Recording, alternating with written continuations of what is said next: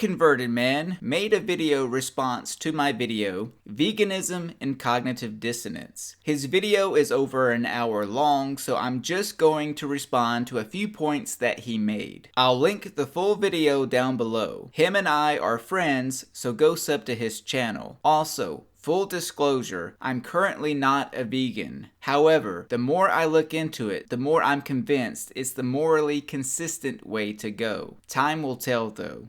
With that said, here we go. Some years ago, I watched the amazing Atheist talk about how he thinks farmers should be able to have sex with pigs, because if farmers can fatten the pigs up and then slaughter them, why not have sex with them too?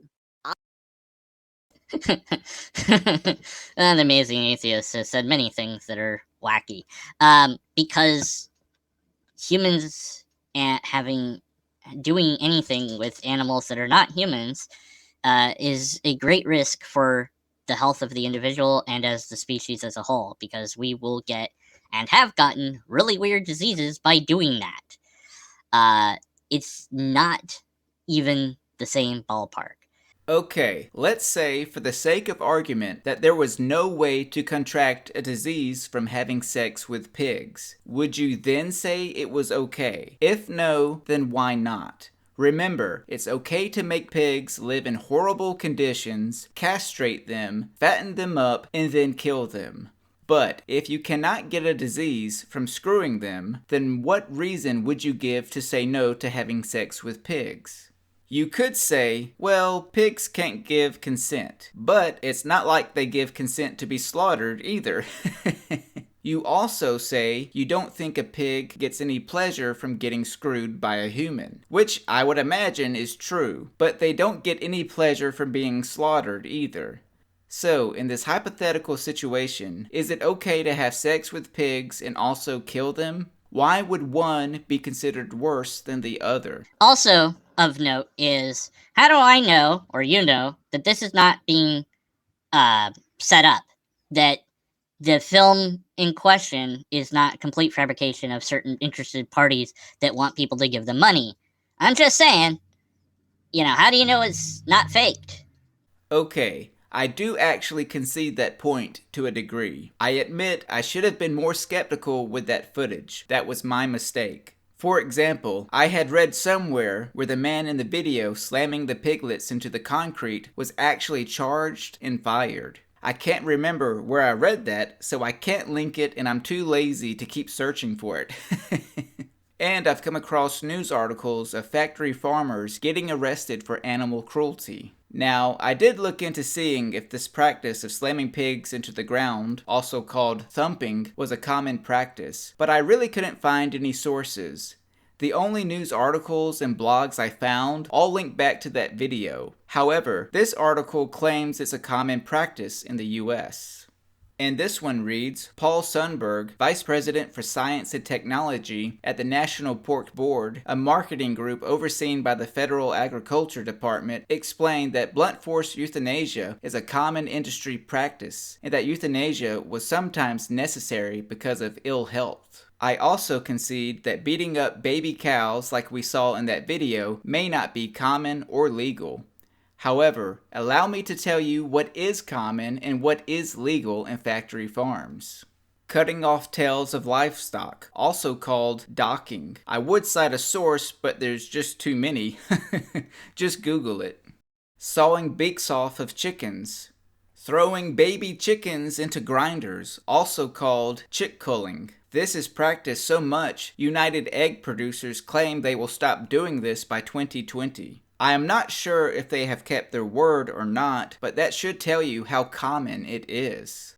Cutting off genitals of baby pigs. Separating calves from their mothers.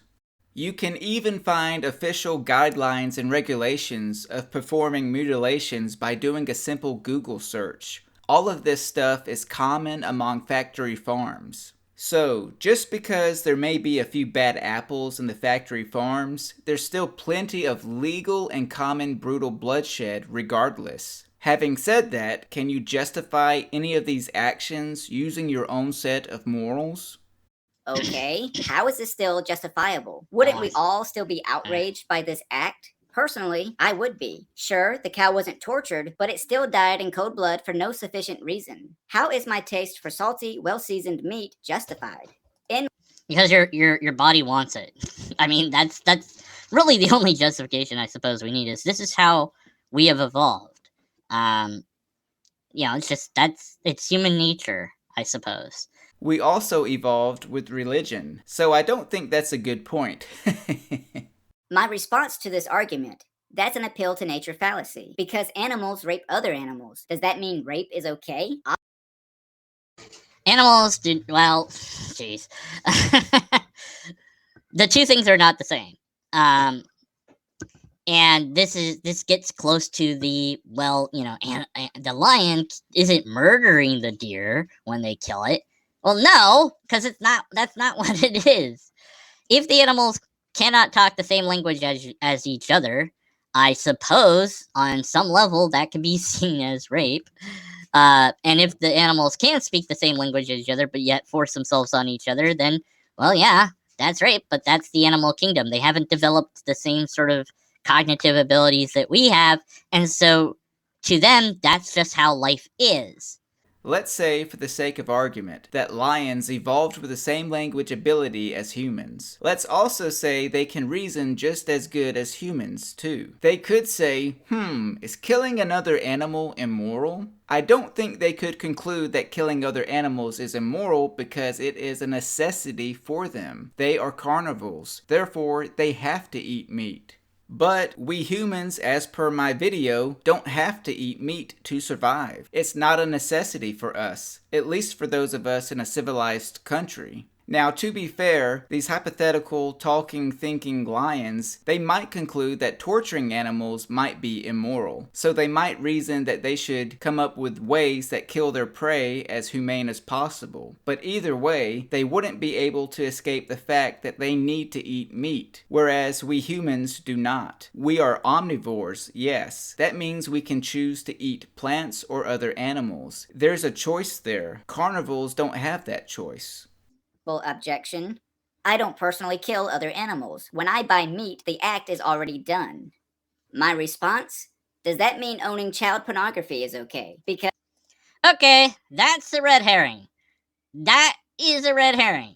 Completely and totally different topic. So that would also require the logical fallacy of shifting the topic. The two are nothing alike at all. Not even close.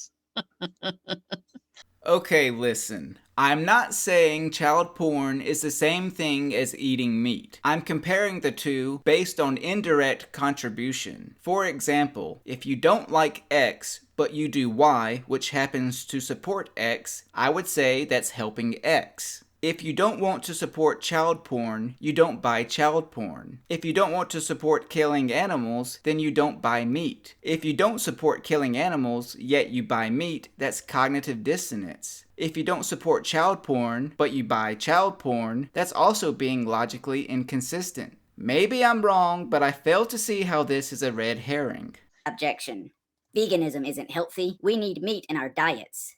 This simply isn't true. Protein is in beans, nuts, legumes, seeds, and vegetables, albeit a smaller amount. Vitamins and minerals are all found in plants as well. And hell, even if vegans have to take vitamin B12 in supplemental form, guess what? Studies show that even meat eaters are low in B12. And get this, factory farmers feed cows B12. So you can either get the B12 secondhand from an animal who took the supplement, or, take the damn supplement yourself.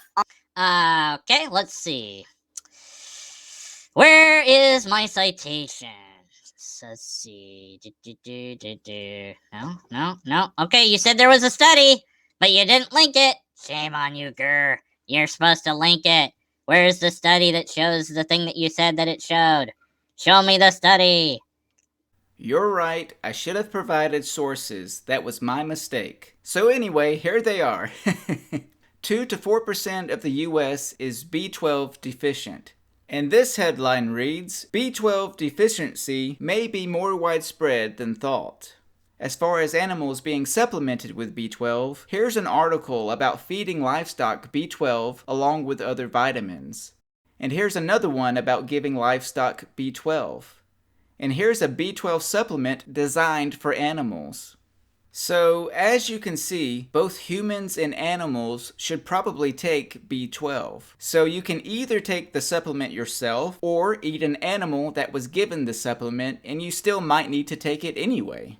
Also, processed meat is a class 1 carcinogenic, which is the same class as smoking tobacco. But even if eating meat was healthy, or if a plant-based... Okay, class 1 carcinogenic. Class 1 carcinogenic. What is that? Let's see. Okay, carcinogenic to humans. Let's see. Oh my. Let's see. Many known or suspected carcinogens appear on both organization lists. Okay, so here we go. Let's see. Alcohol, acid, antifloxins, aluminum, nuts, areola, nut, some, I can't even say this. Oh wait, why am I not showing the screen while I'm looking at this? Hold on. Okay, there's that. Okay, let's make that bigger. Whee! Okay, so let's see. All this stuff, more stuff. This can all this. This can. Don't do that. Don't do that. Don't do any of this. This is all bad. Bad. This can kill you. This is a thing. All of this, that's all bad. Yeah, all this. Okay, it goes on and on. The point is, lots of things can cause cancer. The question is how much you would have to consume for that to do that. Also, where was beef? If beef was on there, not on this list. It might be on a different list. So I don't know. But these are group 1. So where was it? I don't know. But I didn't get a link to that. Again, I should have cited sources. But wait, what's this? If you look on your screen, what does that say? Oh, it plainly states processed meat. Oops, didn't catch that one now, did you, Mr. Deconverted Man? Anyway, this is from cancer.org. World Health Organization says processed meat causes cancer. Processed meat includes hot dogs, ham, bacon, sausage, and some deli meats. It refers to meat that has been treated in some way to preserve or flavor it. Processes include salting, curing, fermenting, and smoking. Red meat includes beef, pork, lamb, and goat. 22 experts from 10 countries reviewed more than 800 studies to reach their conclusions. They found that eating 50 grams of processed meat every day increased the risk of colorectal cancer by 18%. That's the equivalent of about 4 strips of bacon or 1 hot dog. For red meat, there was evidence of increased risk of colorectal cancer, pancreatic, and prostate cancer. And I'm not sure yet if this is true or not, but even chicken may cause cancer too. Poultry intake was positively associated with the risk of malignant melanoma, prostate cancer, and non-Hodgkin lymphoma. And again, you showed it yourself on your own video, but you didn't catch it. But I understand you were live streaming, so I'll let it slide this time. Another objection you might have: I don't care about the deaths of animals. Whether it's healthy or not, it doesn't matter. Okay, so I guess I have to talk about straw man. If you put out, well, you might have this objection.